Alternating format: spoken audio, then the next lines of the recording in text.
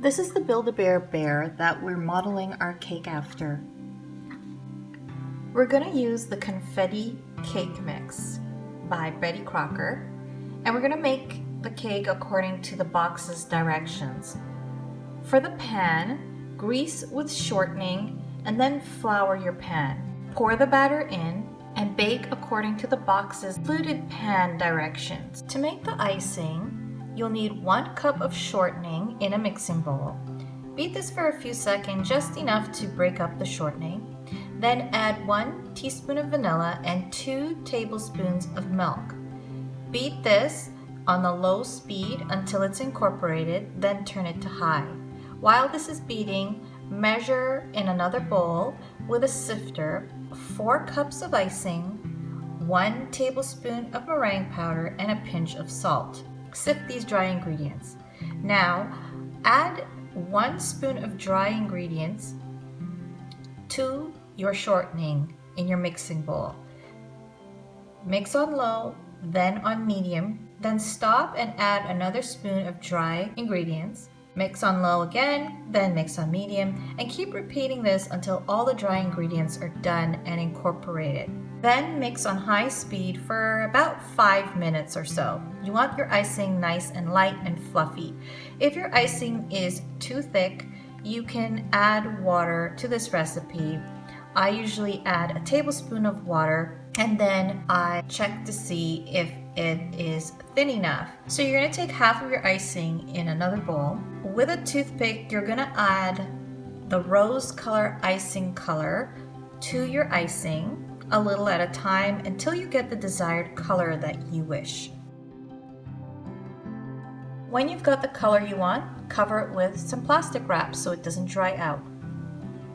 Now take half of what's left of the white icing and with the same rose pink, again with the toothpick, add your color a little at a time until you get the desired color. Now this color should be lighter than the pink that you mixed previously. Now I didn't show myself mixing the blue and the black, but I did mix it at this time. Now to wrap your board, if you don't have a cake board or don't want to spend on a cake board, you can use a regular cutting board and wrap it with aluminum foil. Similarly, you can use cardboard from a cardboard box and you can wrap that in foil as well. Just wrap it as you would wrap a present and tape it in place. For the size of this cake, I needed 2 pieces for the size of the board. Slide your cake now onto the board. Using your spatula, spread your lighter colored icing on the hands, feet, ears, and mouth area, being careful not to do the nose. Now it's time to set up your icing bags. With Wilton tip number 2 or number 5, you'll place your blue icing, and with the bag with Wilton tip number 2 or 5, again, you'll place your black icing. This will be for the eyes. Then you'll place your pink icing with your bag that has the Wilton number 21 tip. Start outlining your eyes with the blue and then fill it in. Then you can use a butter knife or a spatula to smooth it out. Next, you'll do the same thing with the black, but instead you'll make your oval a little smaller. Now go in with your pink icing and Wilton tip number 21 and ice the bear's fur. To do this, angle your tip at a 90-degree angle to your cake and make a note of where the raised parts of the bear are while you ice your cake.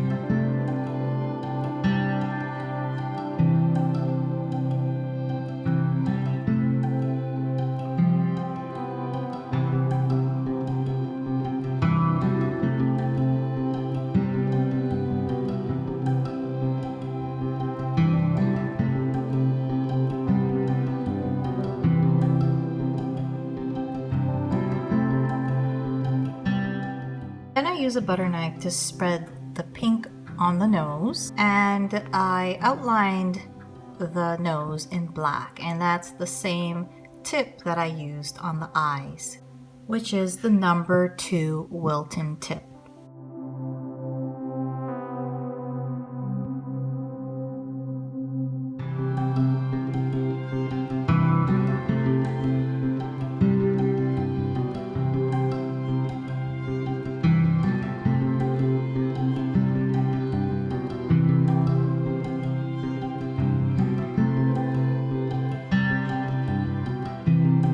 Now that you've finished icing your whole cake, go back over the parts that you made a note of that would be raised. So that's mainly the hands, feet, ears, forehead, and around the mouth. This is to give it some dimension.